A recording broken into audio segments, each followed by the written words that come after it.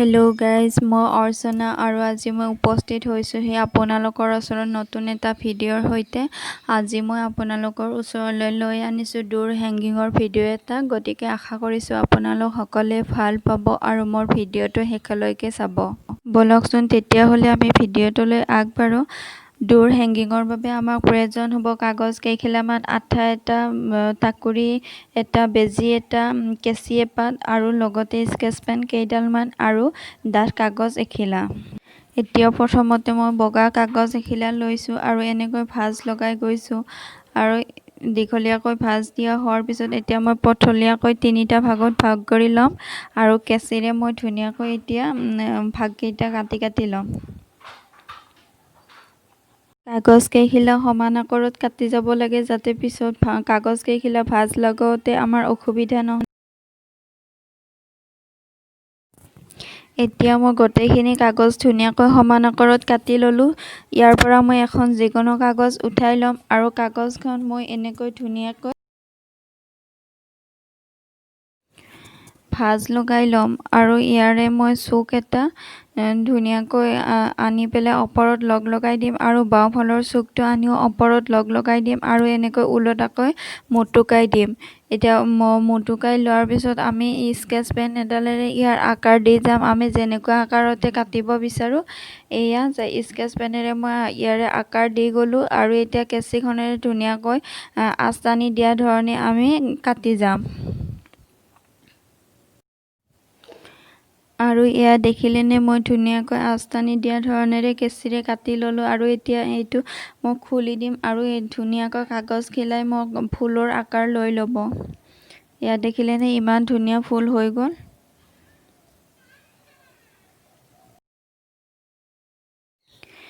এতিয়া মই এইটো ফুলৰ নিচিনাকৈ আনবোৰ কাগজো মই ধুনীয়াকৈ ফুল বনাই লৈ ল'ম। এয়া এখন এখন কাগজ লৈছোঁ আৰু ধুনীয়াকৈ মই ভাঁজ লগাই গৈ ফুলৰ আকাৰ দি কাটি লৈছোঁ। আকৌ মই আপোনালোকক এটা ফুল কাটি দেখুৱাইছোঁ কেনেকৈ কাগজখিলা প্ৰথমতে ভাঁজ কৰি ল'ব লাগে, আপোনালোকক দেখুৱাই দিছোঁ। এয়া ভাঁজ লগাই ল'ব আৰু স্কেচ পেনেৰে এতিয়া ধুনীয়াকৈ আঁচ টানি দিব।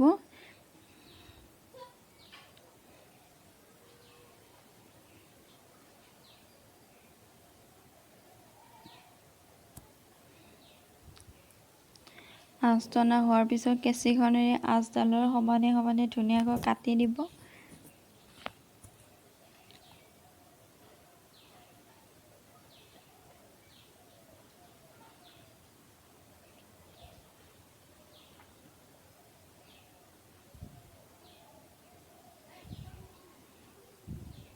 কাটি লোৱাৰ পিছত দেখিবলৈ এনেকুৱা হয়। দেখিলেনে ইমান ধুনীয়া ফুল হৈ গ'ল। ইয়াত ধুনীয়াকৈ ফুল এটা বনি গ'ল। এতিয়া এই ফুলবোৰৰ মাজত থকা আঁচবিলাকত মই ধুনীয়াকৈ স্কেচ পেনেৰে আঁচ টানি দি যাম আৰু এনেকৈ ফুলৰ ডিজাইন বনাই যাম। এইটো ডিজাইনটো আপোনালোকৰ নিজৰ ইচ্ছামতে দিব পাৰে। মই এনেকুৱা ডিজাইন দিছোঁ বুলি যে আপোনালোকে এনেকুৱা ডিজাইনে দিব লাগিব সেইটো কোনো কথা নাই। আপোনালোকে এইটো নিজৰ ইচ্ছামতে দিব পাৰে।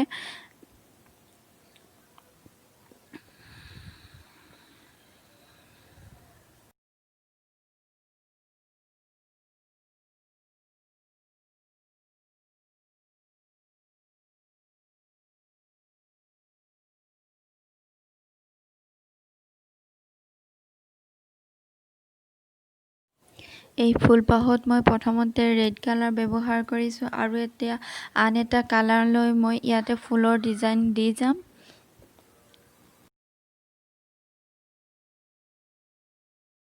আৰু এনেকৈয়ে মই প্ৰতিপাহ ফুলতেই বেলেগ বেলেগ ডিজাইন বা বেলেগ বেলেগ কালাৰ দি পেলাই মই ফুলবোৰ বনাই ল'ম।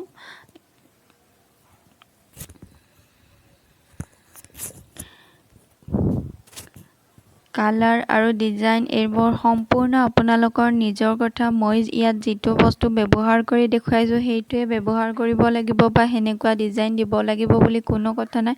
সেইটো আপোনালোকৰ সম্পূৰ্ণ নিজৰ কথা। আপোনালোকে যেনেকৈ বিচাৰে তেনেকৈ ডিজাইন কৰি যাব পাৰে। আৰু ফুল কেইপাহত মোৰ ইয়াতে এটা ফুলত 8টাকৈ পাহি হৈছে আৰু মই 8টা পাহিৰ ভিতৰত 6টা পাহিত কালাৰ কৰি দিছোঁ আৰু 2টা পাহি কালাৰ নকৰাকৈ ৰাখি থৈছোঁ। আৰু ইয়াৰে এটা পাহি মই কেঁচিৰে কাটি ল'ম আৰু আনটো পাহিত মই এনেকৈ আঠা এটা লগাই ল'ম। আঠা লগাই পেলাই কালাৰ কৰা আনটো পাহি মই কালাৰ নকৰা পাহিটোত লগাই দিম আৰু এনেকৈ ফুলবোৰ বনাই যাম। আকৌ এটা মই কাটি দেখুৱাইছোঁ। এয়া কালাৰ নকৰা পাহি এটা মই কাটি দিছোঁ আৰু আন এটা পাহি ৰাখি থৈছোঁ। এই কালাৰ নকৰা পাহিটো এতিয়া মই আঠা লগাই ল'ম আৰু কালাৰ কৰা পাহিটো এই কালাৰ নকৰা পাহিটোৰ ওপৰত উঠাই দিম।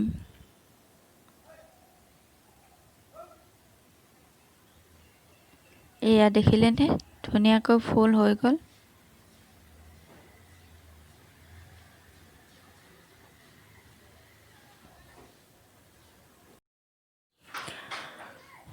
ফুলবোৰৰ পাহিবোৰত কেঁচিৰে এনেকৈ ভাঁজ লগাই দিবও পাৰি, সেইটো নিজৰ ইচ্ছাৰ কথা। ভাঁজ লগাই দিলে ফুলটো দেখিবলৈ ধুনীয়া হয়, নিদিলেও কোনো কথা নাই।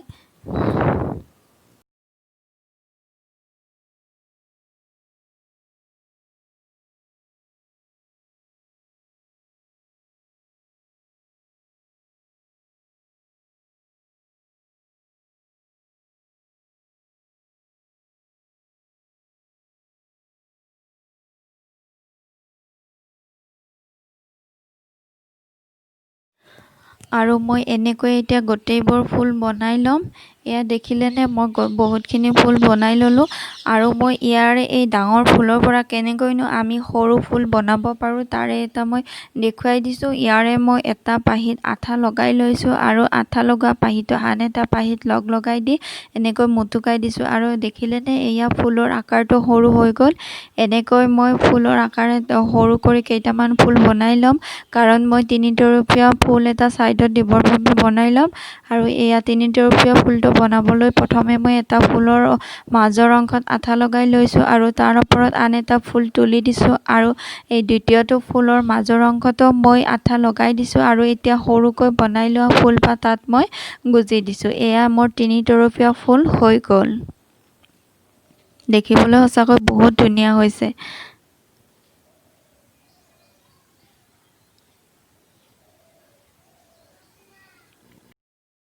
এতিয়া মই ডাঠকৈ কাগজ এখিলা কাটি ল'ম আৰু তাৰ বাবে আমি ঘৰত ব্যৱহাৰ কৰা ট্ৰেৰ কভাৰ এটা আছিলে, সেই কভাৰটোৱে মই লৈ লৈছোঁ আৰু তাৰ মই এটা পাৰ্ট ধুনীয়াকৈ এনেকৈ গোলকৈ আঁচ টানি লৈছোঁ। আৰু টানি লোৱা আঁচডালৰ চাইডে মই কেঁচিখনেৰে ধুনীয়াকৈ গোলকৈ কভাৰটো কাটি ল'ম। ইয়াত দেখিলেনে মোৰ ধুনীয়াকৈ কটা হৈছে।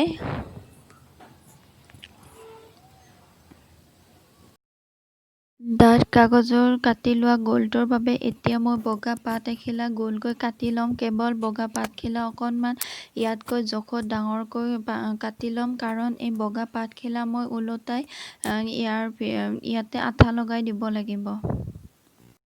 এতিয়া মই ডাঠ কাগজৰ টুকুৰাটোত আঠা লগাই লৈ ল'ম আৰু তাৰ পিছত বগা পাতখিলা মই এনেকৈ ওলোটাই ফালে লগাই ল'ম। লৈ পেলাই ইয়াতে মই আঠা লগাই এনেকৈ মুটুকাই দি ল'ম।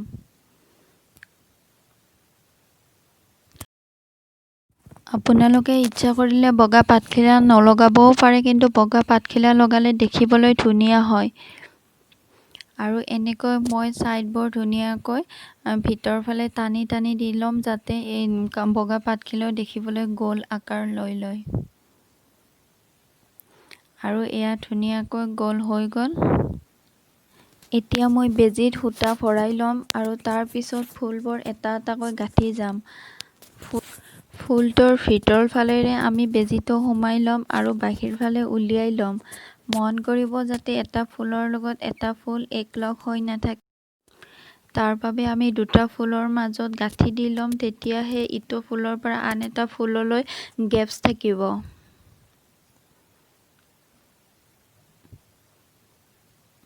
আপোনালোকৰ সুবিধা অনুযায়ী আপোনালোকে নিজে গাঁঠিটো দি ল'ব। কেৱল এটা ফুল আন এটা ফুলৰ লগত লগ নালাগিলে হৈ গ'ল। মই এতিয়া এটা ফুল ভৰাই লৈছোঁ আৰু তাৰ মাজত গাঁঠি দি লৈছোঁ আৰু তাৰ পিছতে আন এটা ফুল ভৰাই লৈছোঁ। এই আনটো ফুলো মই এই আগৰ দৰে একে চিষ্টেমতে ভৰাই লৈছোঁ। প্ৰথমতে ফুলটোৰ ভিতৰ ফালেৰে বেজীটো সুমুৱাই লৈছোঁ আৰু বাহিৰ ফালে বেজীটো টানি লৈছোঁ। আৰু ইয়াৰ মাজতো এটা ধুনীয়াকৈ মই গাঁঠি দি ল'ম। তাৰপিছত আন এটা ফুল ভৰাই ল'ম। এনেকৈয়ে মই ইটোৰ পিছত সিটো ফুল গাঁঠি ল'ম।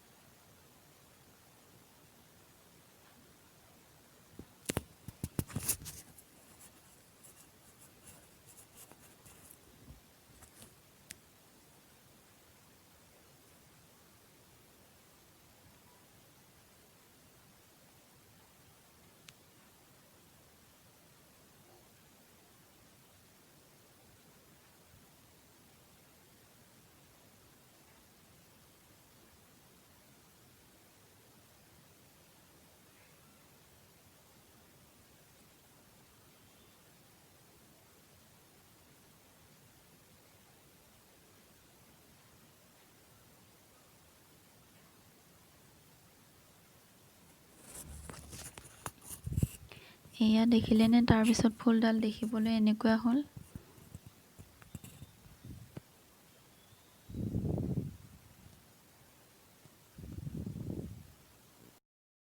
এতিয়া মই ডাঠ কাগজৰ গলটোত ফুলবিলাক এটা এটাকৈ গাঁঠি দি ল'ম। আৰু ওপৰ ফালে ধুনীয়াকৈ সূতা কেইডাল গাঁঠি দি ল'ম, যাতে তলফালে ফুলটো ওলাই নপৰে।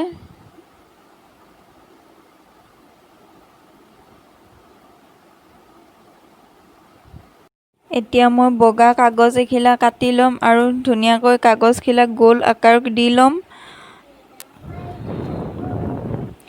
আৰু তাৰপিছত মই ডাঠকৈ কাটি লোৱা কাগজখিলাৰ ছাইডতে এনেকৈ আঠা দি পেলাই লগাই ল'ম, যাতে এই ডাঠ কাগজখিলা আৰু অকণমান গধুৰ হয়।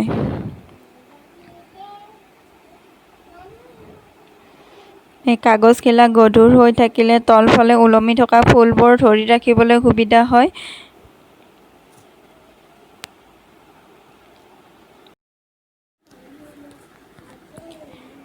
এয়া মোৰ এটা ফাল সম্পূৰ্ণকৈ আঠা লগা হৈ গ'ল। এতিয়া আনটো ফাল মই ধুনীয়াকৈ লগাই ল'ম।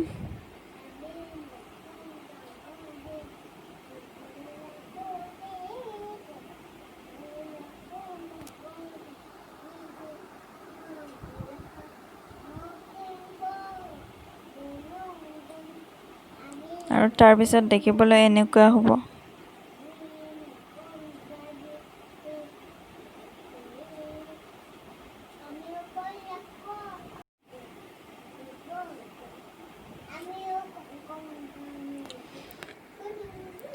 এতিয়া ছাইডত দি যাবলৈ মই ফুল কিছুমান বনাই ল'ম। এই ফুলপাহ বনোৱা পদ্ধতি মই আগতেও দেখুৱাইছিলোঁ। তিনিপাহি ফুল একলগ কৰি আঠা লগাই আমি ছাইডত এনেকৈ লগাই যাম।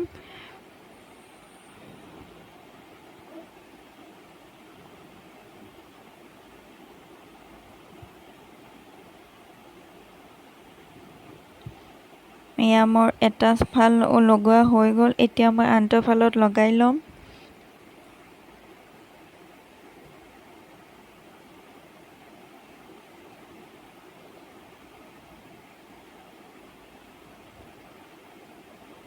এটা ফালত মই 4টা দিছোঁ।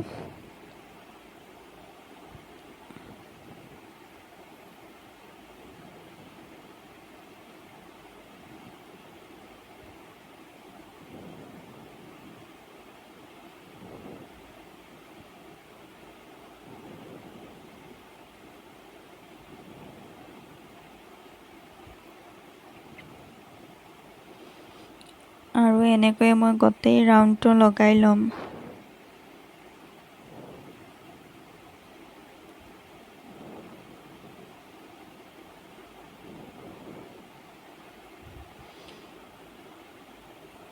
তিনিটা ফুল লগ লাগি এটা ফুল বনোৱা পদ্ধতিটো মই আকৌ এবাৰ দেখুৱাই দিছোঁ। এটা ফুলৰ মাজৰ অংশত আঠা লগাই তাৰপিছত আকৌ এটা ফুল লগাই দিছোঁ।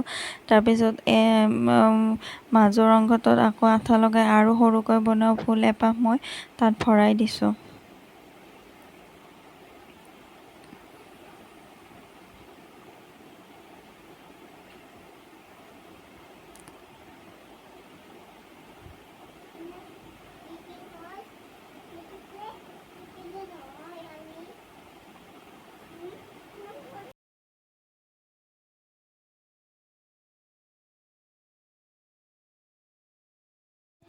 এয়া মোৰ গোটেইখিনি ফুল লগোৱা হৈ গ'ল আৰু তাৰপিছত হেংগিংটো দেখিবলৈ কেনেকুৱা হৈছে মই আপোনালোকক এবাৰ দেখুৱাইছোঁ। সঁচাকৈ দেখিবলৈ বহুত ধুনীয়া হৈছে। কম খৰচতে আমি ঘৰতেই বহুত ধুনীয়াকৈ বস্তুবোৰ বনাব পাৰোঁ। এয়া দেখিছেনে? দেখিবলৈ ধুনীয়া হৈছে। আশা কৰিছোঁ আপোনালোকে আজি মোৰ এই ভিডিঅ'টো চাই ভাল পালে। আৰু যদি ভিডিঅ'টো ভাল পাইছে তেতিয়াহ'লে এবাৰ লাইক কৰিব আৰু কমেণ্ট কৰিব আৰু ভিডিঅ'টো যদি পাৰে তেতিয়াহ'লে শ্বেয়াৰ কৰিব। আৰু যদি মোৰ চেনেলটো এতিয়ালৈ ছাবস্ক্ৰাইব কৰা নাই তেতিয়াহ'লে মোৰ চেনেলটো ছাবস্ক্ৰাইব কৰি ল'ব আৰু ওচৰতে থকা বেল আইকনটো দবাই দিব যাতে আহিবলগীয়া সকলো নটিফিকেশ্যনসমূহ আপোনালোকে সোনকালে পায়। গতিকে আজি ভিডিঅ'টো ভাল পালে বুলি আশা কৰিলোঁ আৰু ইয়াতে সামৰিছোঁ। আকৌ এটা নতুন ভিডিঅ'ৰ সৈতে লগ পাম। তেতিয়ালৈ ধন্যবাদ।